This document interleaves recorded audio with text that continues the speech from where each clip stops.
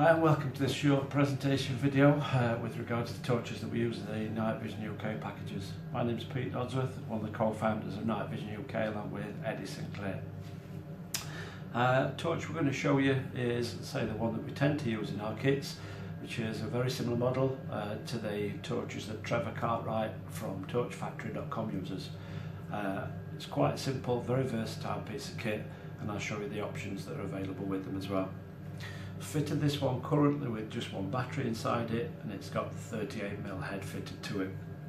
You can run them as a 2-battery torch by adding the extension to it, and obviously this inserting the second battery inside it. Personally, I like to use it as a short battery torch. It seems to be better balanced on your scope, and it gives you that little bit more flexibility with the space that you might have as well.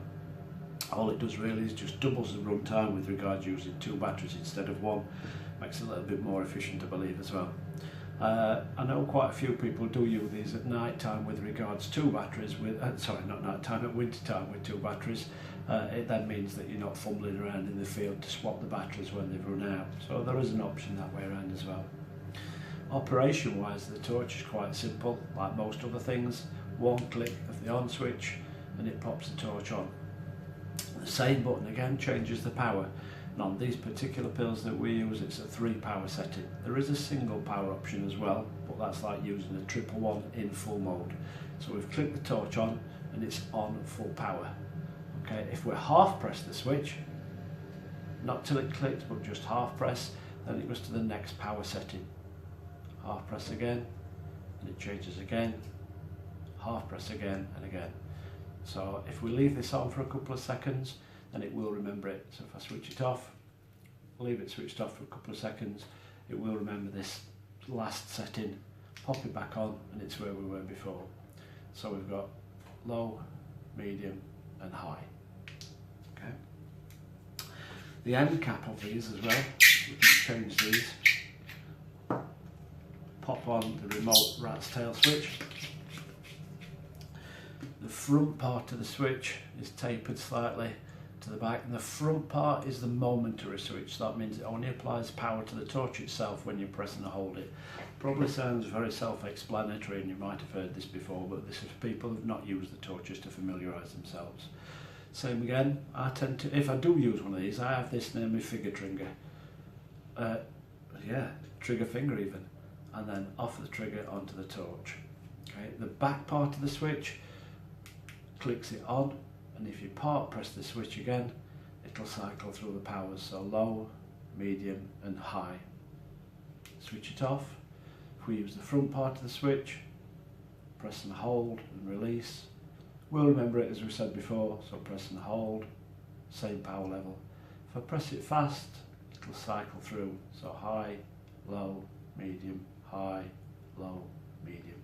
Same thing. The other beauty with these is that the torch heads are interchangeable. The one that we've just been using is the 38. There's also a 50mm option, a 67 and a 75. I've not got that one with me in this demonstration, but you get the idea.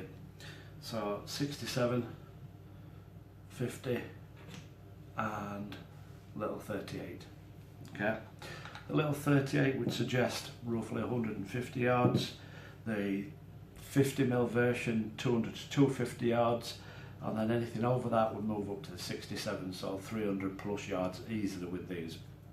And these are conservative figures, obviously depending upon the environment, the scope, and obviously the light that you've got available to you, and also the 2 different cameras that we use in the kits.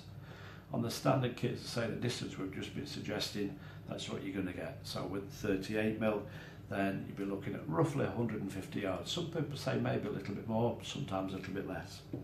With the 50mm, you're looking at 200 to 250 yards, and the 67, again, we're looking at 300 plus yards with this one easily. On the KPC 700 cameras that we use from Shore 24, then you also get further distances, but also for the same distances you'll need to use maybe less power from your infrared torch, so you're going to conserve your battery a little bit as well. I think that's about it really. I think you've seen what options that there actually are. Remote rat tail switch, the possibility of changing it to run from 2 batteries, the end cap switch and the 3 lenses, or 4 options in actual fact. The pills in these also interchangeable, so you can unscrew this one, take this pill out and swap it for either a single mode if you wish, or we recommend 850 nm with regards distance and clarity. It throws the beam a little bit further, or the kits will recognise it at a further distance compared to a 940 nm. 940 offers more stealth, or it's more covert, but in using that you'll lose roughly a third of the distance with regards to it. So you can put in different colours as well if you wish, so you can change it back to an ordinary illuminator instead of infrared.